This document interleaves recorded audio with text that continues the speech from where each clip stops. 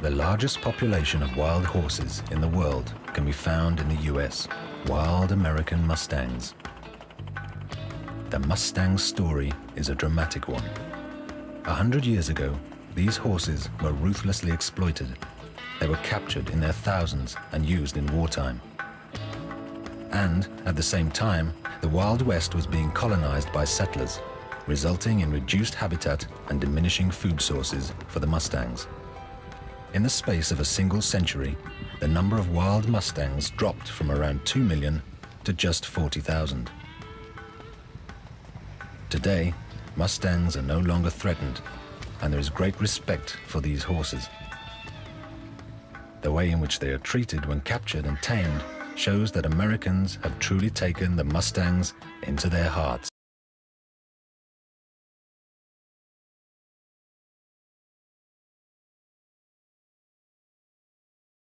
Wild Mustangs live mainly in the western states, particularly in the state of Nevada.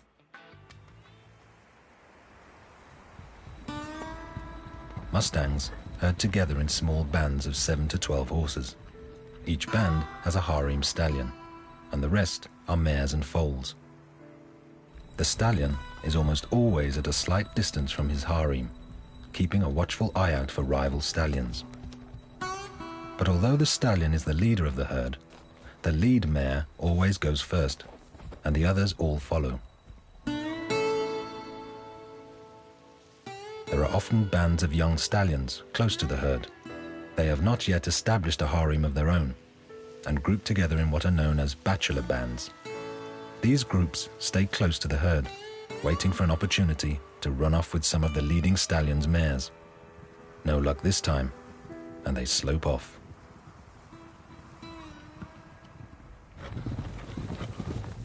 Mustangs were originally tame horses brought over from Spain to America 500 years ago.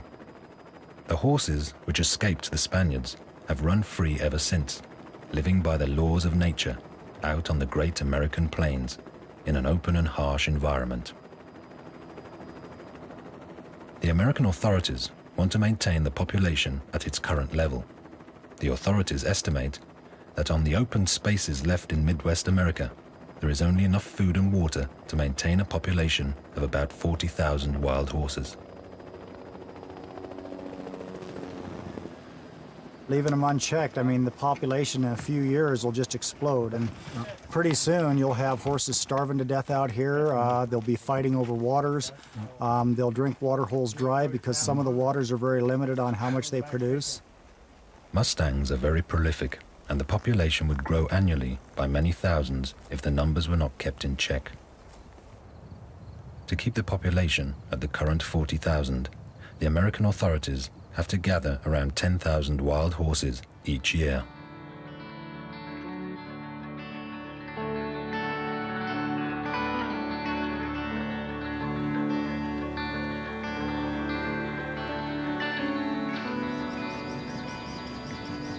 A work team is getting ready to start the gather.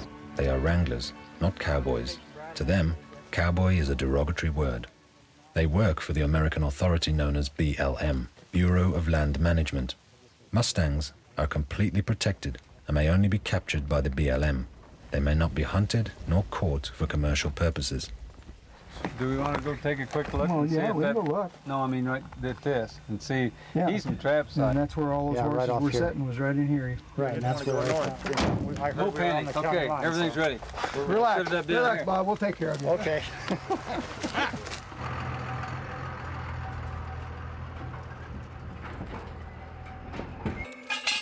Traps are strategically set to blend into the landscape. We try not to interfere with the animals on the range any more than we have to. And so pretty much what that amounts to is we go out and monitor the herds, evaluate their habitat, evaluate the animal's health, and then when we have an identified need where maybe the rangeland's in poor condition or the animals are not responding well, then we'll conduct a removal.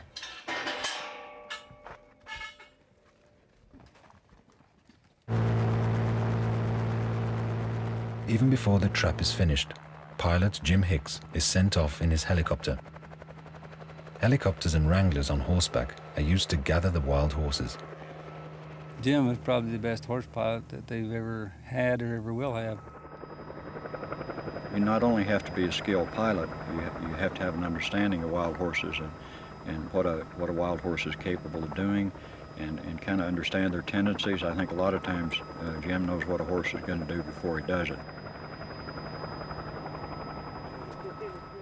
The inside of the trap is almost ready.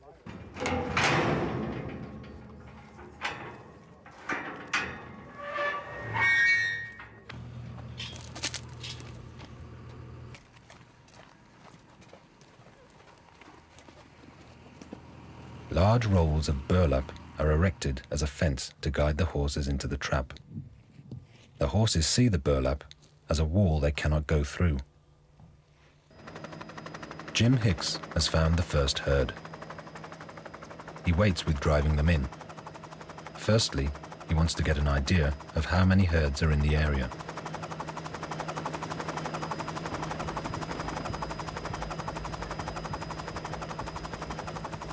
He drives several herds together before leading them back to the corral.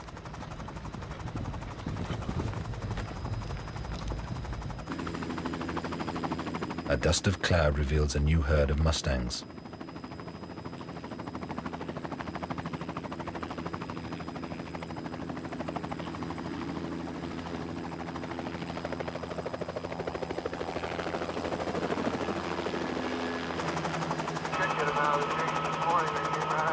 He's almost 20 kilometers from the trap and now sends a message back that he is beginning to drive the horses in. But firstly, he needs to get the horses out from under the trees and down onto open terrain. These maneuvers are dangerous. Jim has crashed several times when his rotor blades came too close to the treetops, but up to now, he has escaped unharmed.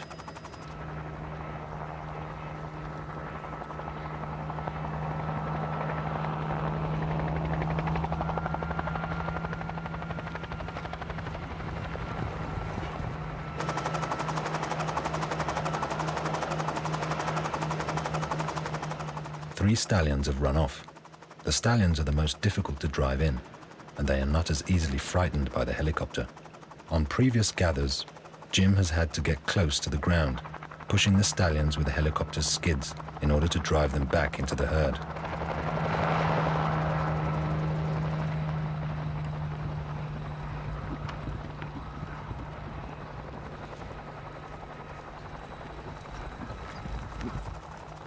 We always have radio contact with the helicopter, and we're continually talking back and forth about what obstacles he's coming to, what we need to do. Is there any baby colts? Is there any old horses that can't keep up? So communication's a big item, and we try as hard as we can not to ever drop a colt. And if we do, we always go back and get it if we can find it. Out on the open plain, Jim Hicks is careful not to drive the horses on too hard, so that foals and older individuals don't get left behind. When the herd approaches the trap, there are more problems with the stallions. They run off to all sides, and Jim Hicks has to ask the wranglers for help.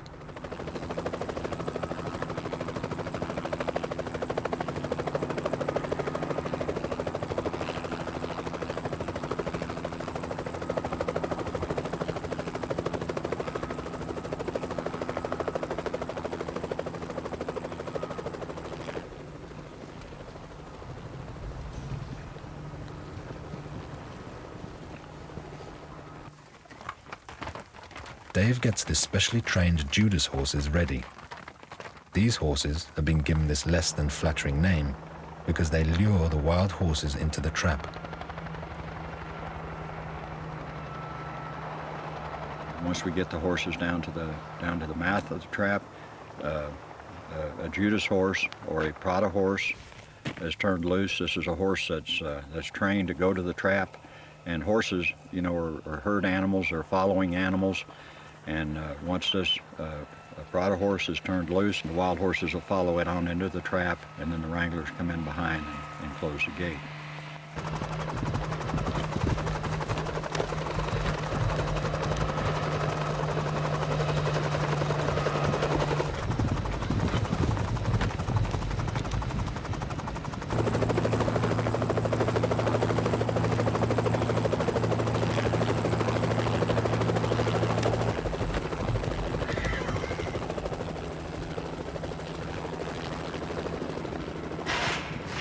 The Judas horses are immediately separated from the wild ones.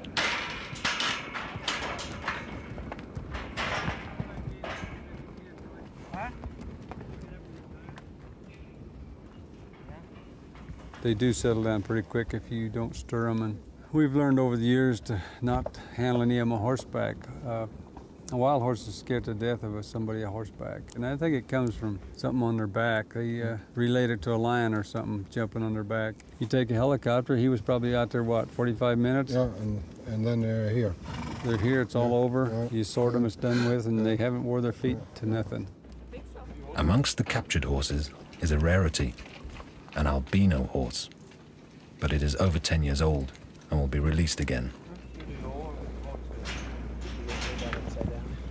Some of these stallions, they absolutely hate each other, and I've seen them where they fight coming into the wings at the end of the trap, fighting going onto the trailer. They fight in the trailer, and then we turn them into the stallion pen, and they fight there until we ship. They fight on the they fight on the truck when we ship them to Palomino Valley. They're really mean. They are.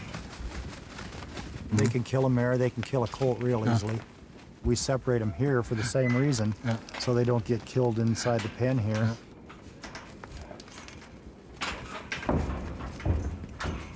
Back whenever things were first starting, there were more horses lost. I know when I first started in the horse program, up to 5% was acceptable death loss, and now if you get over 1%, they're questioning what's going on.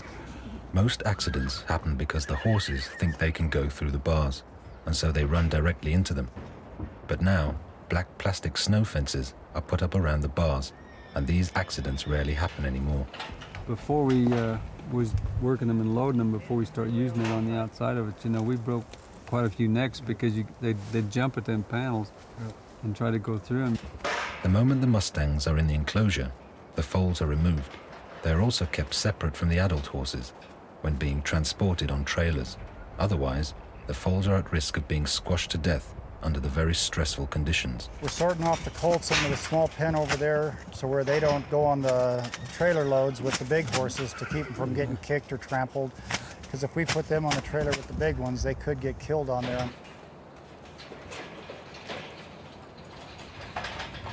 They're tough animals, and the more you get to know them, the environment they live in, the life they've led to get to this point, the more you respect them.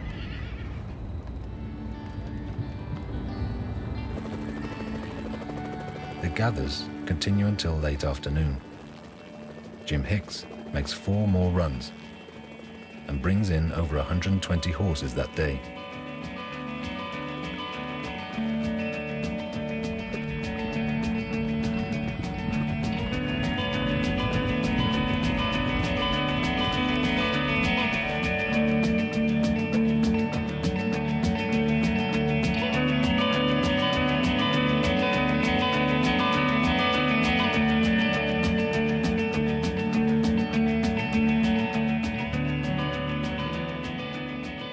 After 5 days, around 400 Mustangs have been caught and are transported to Palomino Valley. The trap is dismantled and moved to another area.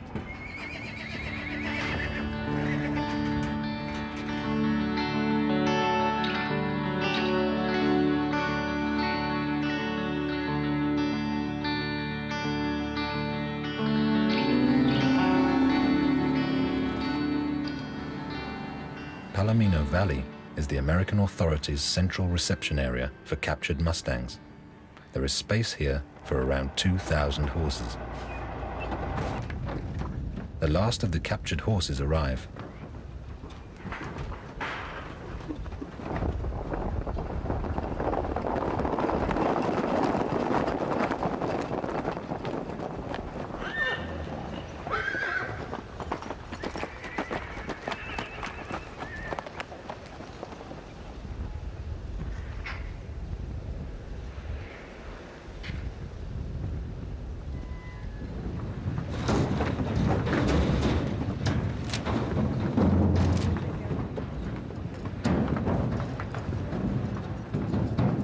Typically when the wild horses come in off the range from a gather operation, the very first thing they'll do is we'll run them through our squeeze chutes and let the veterinarian take a look at them to make sure if they have any physical injuries or if they have anything that requires immediate attention, then he could administer to them. And then after that, what they'll do is give them the normal range of vaccines for a domestic horse. And then we also give each horse an individual identification number. That's that freeze mark that you'll see on their neck. Each animal is individually identified. It'll tell the age of the horse, and that's tied to another code that we assign to the animal called a signalment key, which is based on the sex of the animal, the coloration of it, face whorls, and that way through our computer system we can track each individual animal. Once it receives its freeze mark and its vaccinations, we turn it out into these pens. And we'll keep it for at least 30 days so that it could get its booster vaccinations.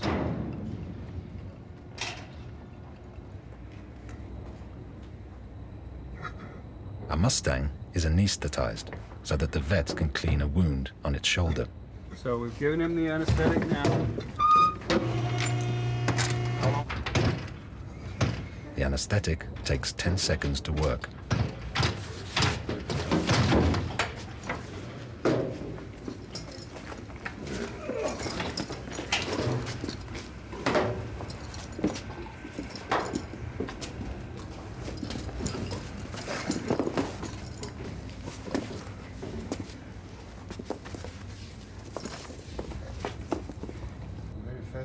The wound is disinfected with iodine.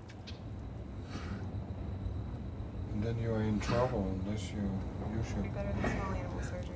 The vet lances the wound and presses out the pus.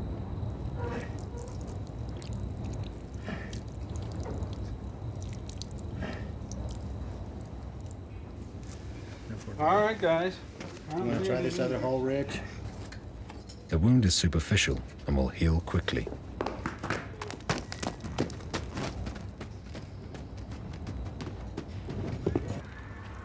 The health of the Mustangs is good. Amongst the 400 horses gathered, not one is lame. The horses possess what vets call clean legs, no bulging at the joints, and strong and healthy hooves. You could ride them for weeks and weeks and never shoe them because they have perfect hard feet. You take a saddle horse, keep him in the corral for 10 years and shoe him every 6 weeks. What do? You halfway destroy their feet. You do, yes. You destroy their ability to pump blood to their feet. When you wear your feet down, like these are, then you have terrific, healthy feet. Actually, to shoe a horse, you should shoe him for 6 weeks and then trim him down and turn him out for a month. 6 weeks, 2 months, that's the limit. And then they should be barefooted for a while. So a wild horse has got terrific feet. But the reason they are is because no man don't mess with them.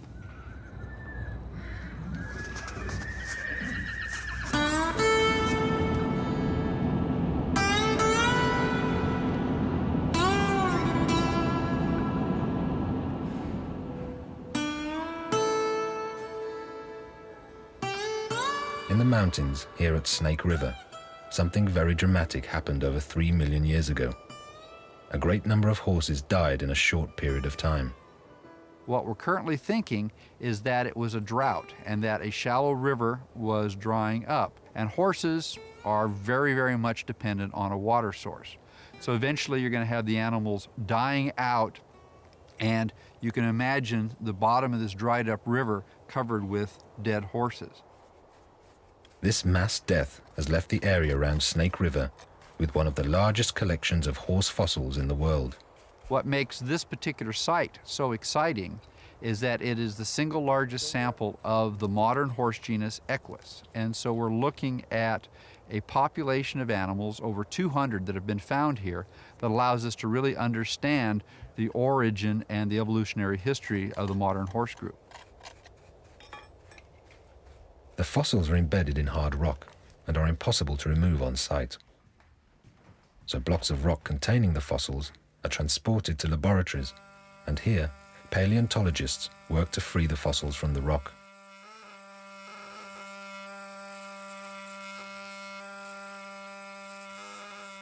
The horses found at Snake River are the forefathers of all living horses today. This is the oldest and the first species of the modern horse genus Equus. So we can think of this as the ancestral form, not only for Przewalski's horse, but for what eventually gave rise to zebras and donkeys. So this is sort of the basic model from which the other living horse lineages could be derived.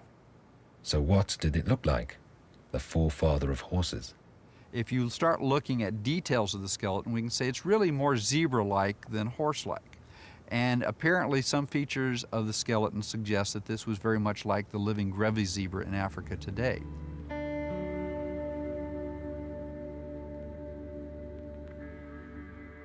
It's on the North American continent that the horse originated, a process which has taken 55 million years. And from here, it migrated to Asia, Europe, and other continents. Over the last 55 million years, the horse has evolved from being the size of a cat to the large animal we know today. The horse became larger and heavier, and at some point in its history, it had to adapt so that it was able to run. As grasslands develop, the forests break up, we see a lot of this adaptation for running probably related to open country. There's no place to hide from predators. If you look at this horse here, he's already down to one toe, like the modern horse. And this is part of the long evolutionary history of horses becoming adapted for running, which includes reducing the number of their toes. 10,000 years ago, the horse totally disappeared from the North American continent. 10,000 years ago, Equus disappeared here in North America at the end of the Ice Age, along with mammoths, mastodons, camels, and other large herbivores. And one of the great mysteries is why here in North America, a group of animals like the horse that was so successful for so many millions of years disappeared, and yet it was able to survive in Eurasia. American Mustangs only descend indirectly from their original American ancestors. And this was through the horses which migrated to Asia and on to Europe 2 million years ago, only to return to the North American continent with the help of man 500 years ago. The horse returned home to its place of origin.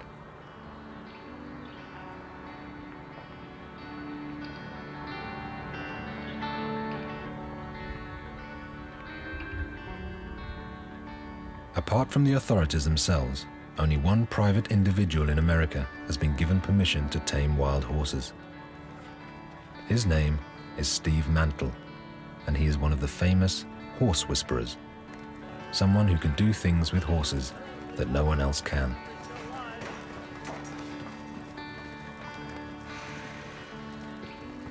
The newly captured horses are sorted.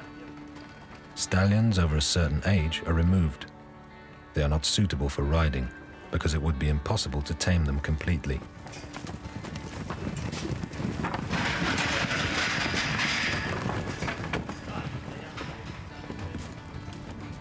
The stallions will be released into large sanctuaries. It is necessary to be able to identify them from the air, so they are freeze-marked with an extra large identification code.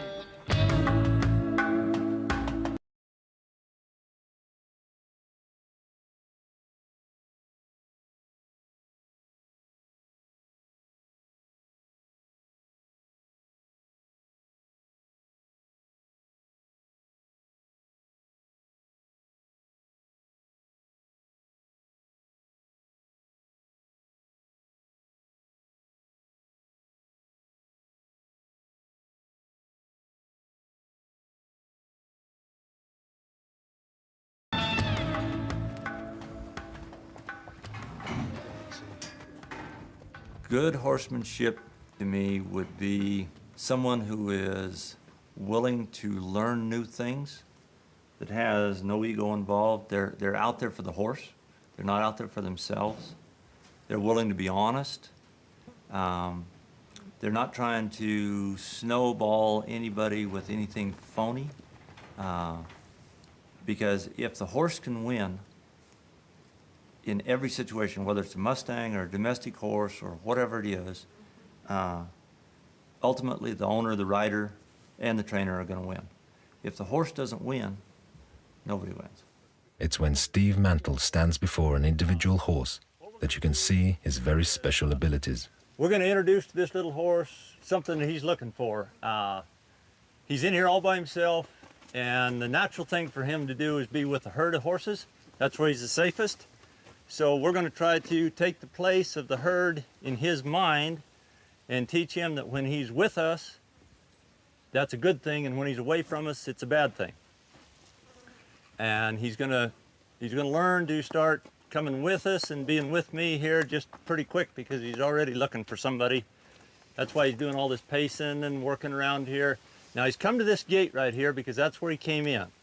So that's where he wants to go right back out. These wild horses naturally zero in on things like that.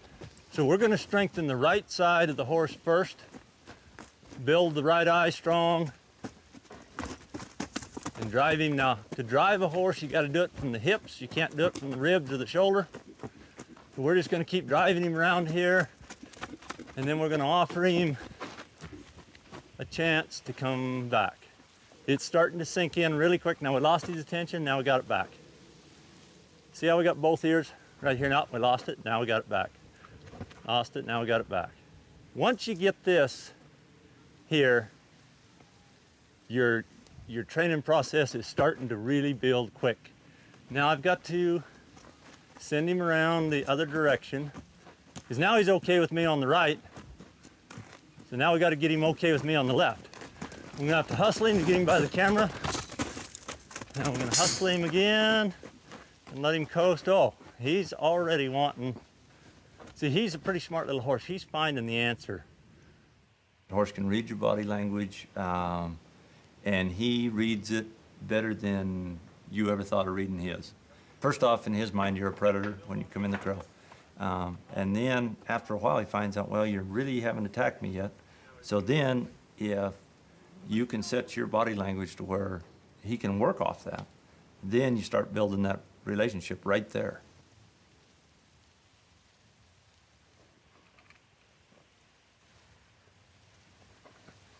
Now, believe it or not, this horse has never been worked. He's been run through the chute, castrated and branded, and that's it. But like I say, now see, he's having a hard time staying here, so we're going to put some pressure and get him hooked back on. Now we're going to come again and get another adjustment there. That's better.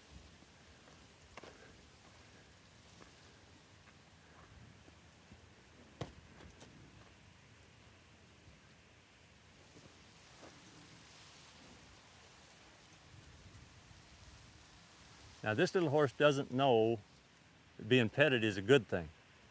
So you have to teach him that it's a good thing. And they might nip you. You just have to be aware of that, be ready for it, and watch out for it. But once they find out that being petted is a good thing, the rest of your process is pretty easy. There's a saying out there that if you look these horses in the eyes, that you send them away. Well, my experience is the eyes are the window to the soul, and if you want to know what's going on in his mind, you better be looking at his eyes and his ears and checking that out. Because I'm looking right dead in his eyes, and he's sure not wanting to leave very bad.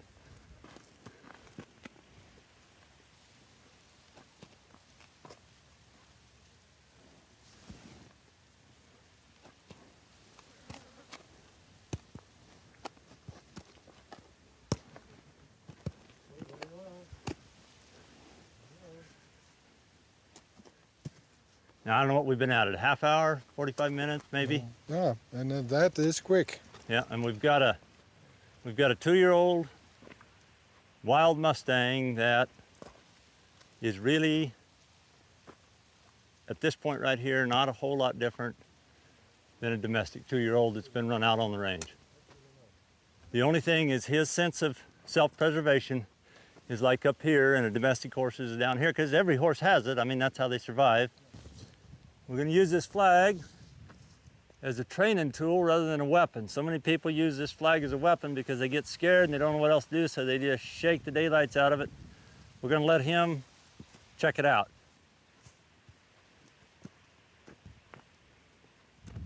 This represents your head, your hat, your shoulders. And if the wind blows your hat off and it comes floating down to the ground, it's going to bother him if you haven't taken this away. Now, if you're out riding this horse someplace and a plastic sack blows by, And see, that front foot come off the ground right there. He had to, natural. I mean, he couldn't help it.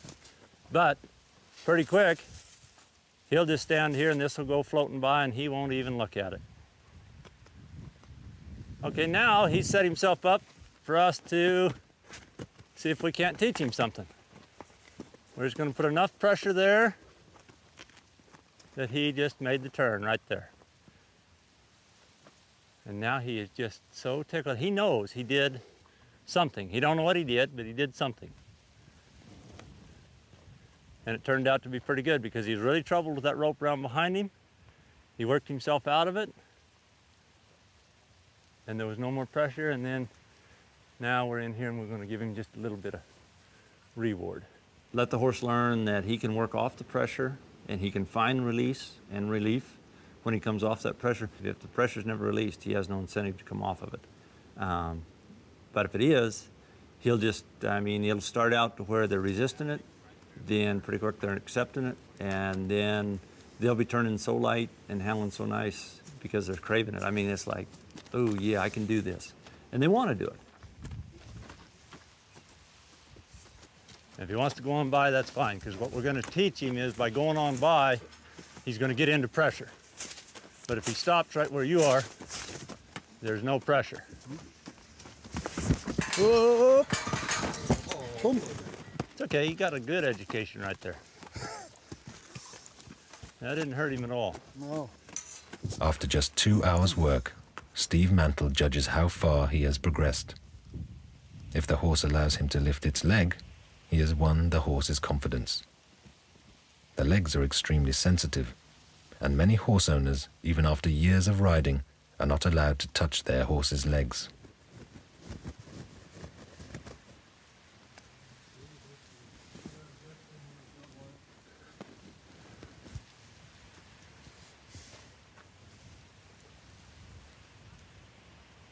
I usually get this right here first or second day.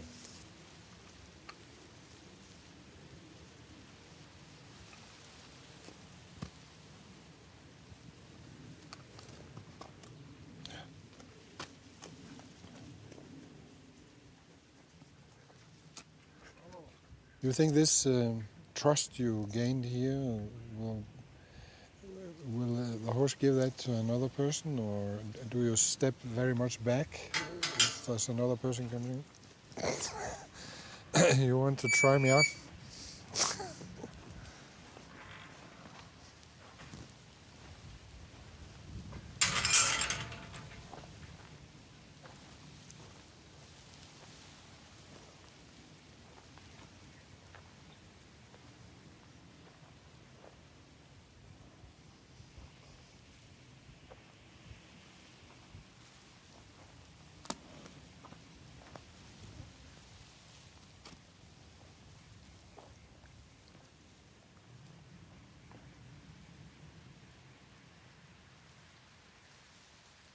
I think you can go right up between his eyes.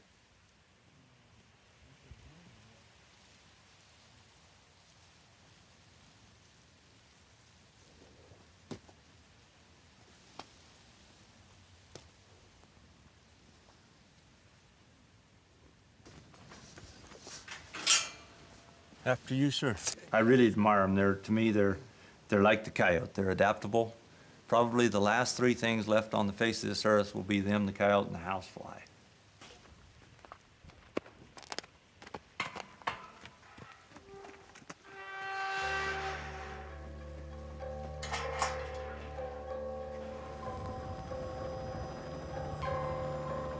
The free life of the Mustangs has forced them to survive on nature's terms. This has made them strong and healthy. So vets and other people interested in horses have begun to study Mustangs and compare them with the modern saddle horse. A lot of veterinarians have studied them to see why wild horses don't get navicular and all this. Too much the concept today is every horse has got to have a halter on him and it's got to have shoes on it. Well, if you keep shoes on it 12 months out of the year, in term, over the years, you will shorten his lifespan of his feet by 50% at least. Joint and bone disease are some of the most common ailments among modern saddle horses. These diseases often develop into chronic conditions, making the horse lame and therefore useless as a saddle horse. This often ends with the animal being put down. Mustangs and modern saddle horses are both descendants of Spanish horses, from the time when Spain was the motherland of horse breeding. They were related both in terms of race and build, but while Mustangs have roamed free for the past 500 years, the evolution of the modern saddle horse has been controlled by man. All the horses that we breed today came out of stock that look just like this.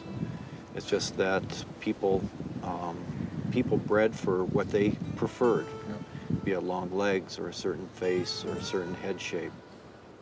Mustangs weigh around 400 kilos and are fast and very athletic. Modern saddle horses, on the other hand, are bred as large, heavy animals of about 700 to 800 kilos, but they have retained the angled leg joints characteristic of a horse weighing only 400 kilos. This gives saddle horses a certain suppleness and speed, but when a horse weighs 800 kilos, its legs cannot take the strain for long. The legs wear out and develop joint disorders.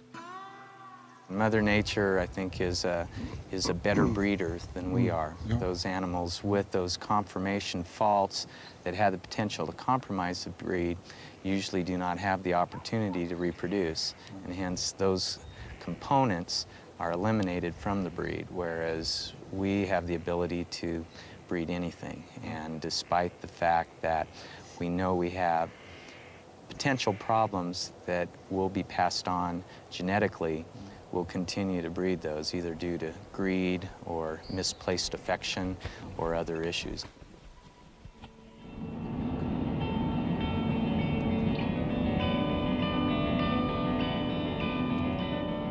Riverton, Wyoming is home to one of the 5 state prisons in the USA where wild Mustangs are tamed.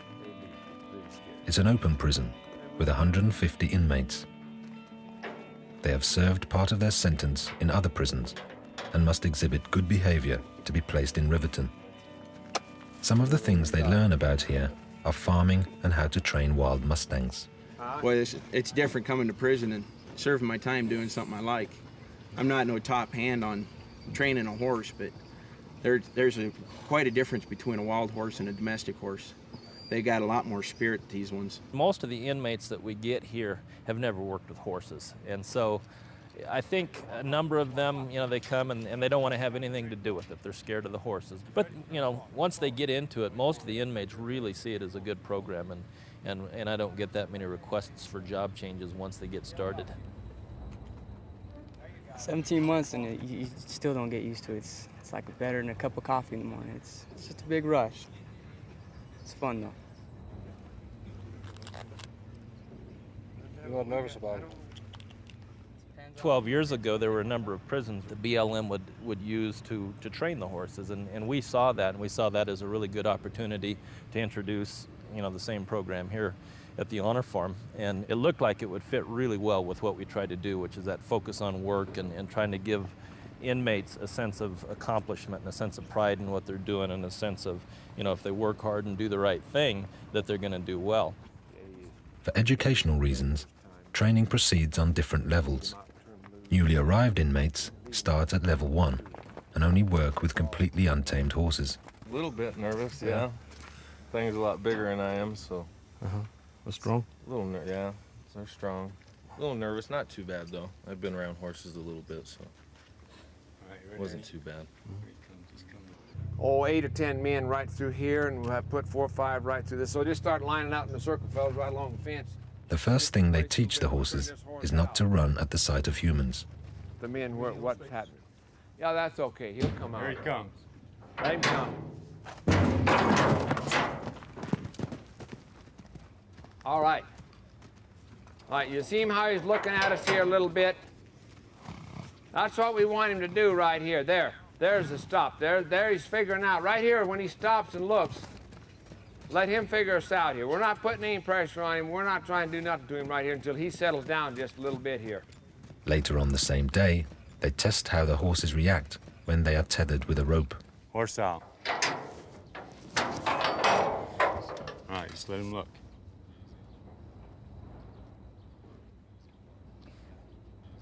This is what we like right here. If we can get that horse looking, there's the first step of leading right there. See there? And you see the boys hadn't even pulled the rope there. So that tells us right there that horse is willing to do what we want him to do. This is a nice horse right here. Keep his nose to you just a little bit.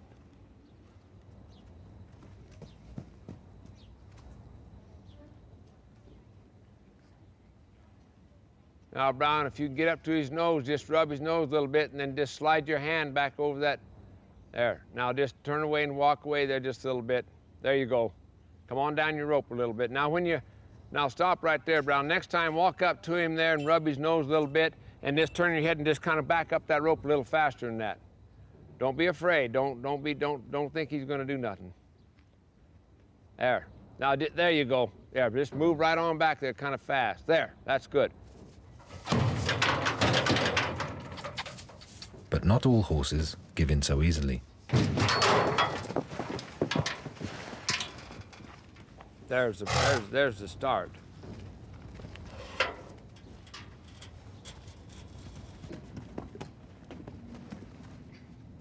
We ask the horse to come around. We ask him to stop. We ask him to wait for us. If he don't, then I'm wrong. I went too far, too fast, too quick, and then it's my program, not the horse's. Mike Buchanan runs the horse program. His philosophy is that the inmates are not horse breakers, but horse tamers. He has left the old rodeo methods behind, whereby the horse's will was broken by use of force. Now, they use teamwork, trust, and respect. Just try what you can, Pete, and just... When a horse is born in the wild, the first thing the mother does is start nuzzling them right at the point of the shoulders, right up high on the withers, and then they massage. That's the bond. We want to start massaging and petting him right around the above the neck, right on the mane there, right on the withers. That's the first contact that the wild horse and the baby gets contact right there. Try it again, Pete. You're doing fine. Just keep going, keep going. See, he's wanting to do it now. Stay, keep your hand there, keep your hand there, keep your hand there, keep it there, keep it there, keep it there. That's okay, there, that's better, that's better. That's better. Back, he ain't sure about that at all. For the first time in their lives, the horses are bridled and must slowly become accustomed to wearing a saddle.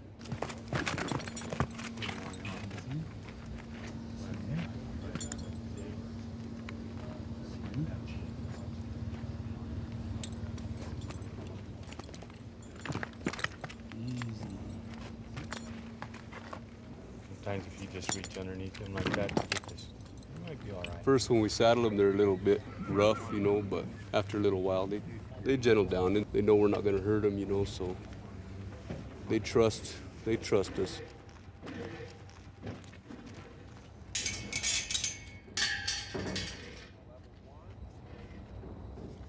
We teach it a few little things here before we even get on.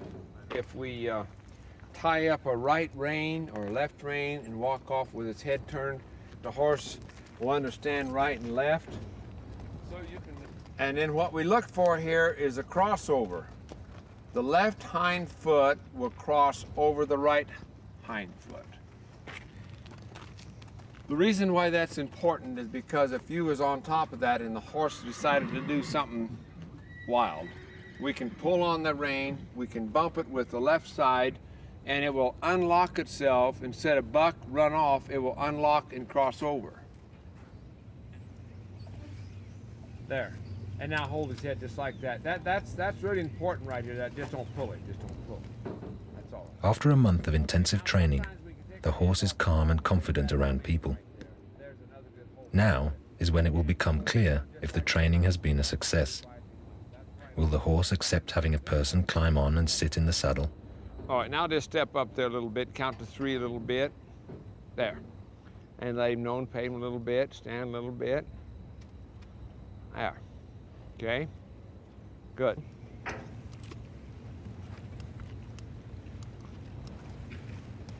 Now, if you want to just stay right there, we'll turn this horse loose and then we'll see what happens. He don't know that he's untied, so we kick the inside leg, relax a little bit there. There we go. There we go. There we go. Kick that inside leg, just there you are. Relax, relax. Give him just a little head. Just let him have his head just a little bit. In 8 days, I kill my number, and I'm going to go to Alaska and hopefully work in some riding stables. A lot of the programs really didn't help me, but the horse program, it's a life changer. I mean, it doesn't have to be about money or girls or drugs or anything. That if I'm happy with myself and who I am, then I can make it. And that's why I want to continue working in horses. The inmates really form a bond with the horses. You'll even see in the auctions when the horses are being offered for public sale that as they're leaving, you know, the inmates will express a little emotion, maybe even see a tear from time to time. So yeah, the bond is pretty tight between the horses and the inmates. Let's do that one more time.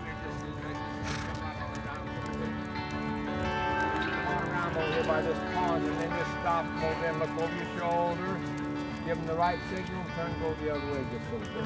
Okay? That's good. Now just turn around and go the other way, follow just a little bit. Always stop your horse. Make him stop and turn, look over your shoulder, Billy, and just turn over, look around, just come on right on back. That's good enough. All right. All right. That's good, fellas. That's good.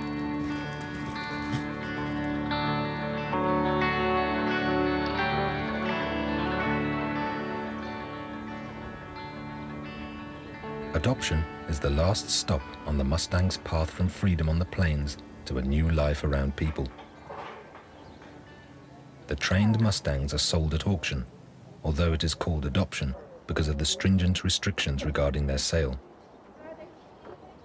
People must apply to become approved as adoptees and are obligated to give the horse a good life. The authorities constantly check that people live up to these obligations. If during the first year it becomes evident that a horse is suffering from neglect, the authorities can take it back. Adopting a Mustang has become very desirable, especially the rare Mustangs with Spanish blood in their veins, which are sold for large sums of money. It was a real surprise for us when we came in on Monday morning and heard that we had a wild horse adopt for $19,000. We have a lot of horses adopt in the $1,000 to $2,000 range, special animals, especially those that have been trained through the correctional facilities. But $19,000 was unique, and I hope we could see that again someday. Experienced horse owners brave enough to adopt an untamed horse can acquire a pure Mustang for an administration fee of only $125. Horses that are too old to be tamed or adopted are not put down, but released into large grassy sanctuaries in Oklahoma and Kansas, where they live until they die a natural death.